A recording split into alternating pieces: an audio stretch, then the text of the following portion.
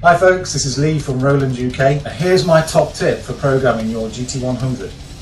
This is actually a really useful tip for lots of different reasons. Maybe you've never owned a multi-effects and you're a bit daunted about the complexity of them. Or maybe you already own a multi-effects and you just don't want to spend ages reprogramming the tones you've already got. Then this video is for you. Check it out. We're going to use the looper function of the GT100 to create a recording of our riff, a lick or a chord progression.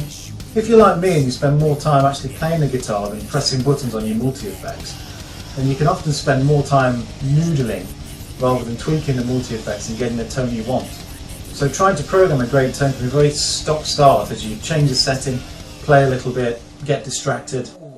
Behind him! Oh man, you suck! And you can easily completely distract yourself from the task at hand. So by looping our part, we can concentrate solely on getting a sweet tone. You don't have to get your loop perfect to create a patch on your GT100. We just need a repeating sound that we can edit. There are two settings on the GT100 for the looper. One is for performing and creating layers of sound whilst you change patches. The other is called patch edit, and we need the patch edit setting. So to set the GT100's looper to patch edit, I simply press System.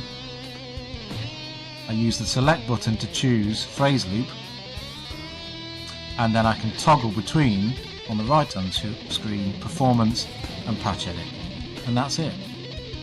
Exit out of there and I'm ready to start looping. Okay, now the fun bit. I know what I want to play, but I don't have the tone yet.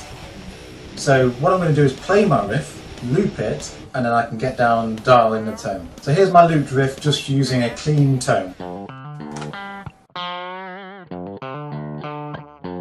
Okay, I've got my riff looping, I've put down the guitar, and I'm ready to create my tone. As you can see, I've got dual screens here on the GT100, and it actually looks like an amplifier. And I'm looking for something with a higher gain setting, so I'm going to change the amplifier type here. That's good. And I want to add some bottom end to that, so I'll just change the EQ there, and touch more gain. I can do this just like on a regular amplifier, the EQ settings here and the overall level. That's cool. Alright, I just want to add a little bit of delay and reverb, so I'm just going to hit the effects button. And now I've got two screens.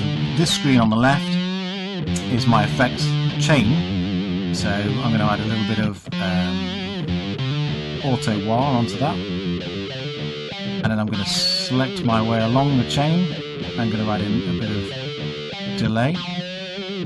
And then some reverb.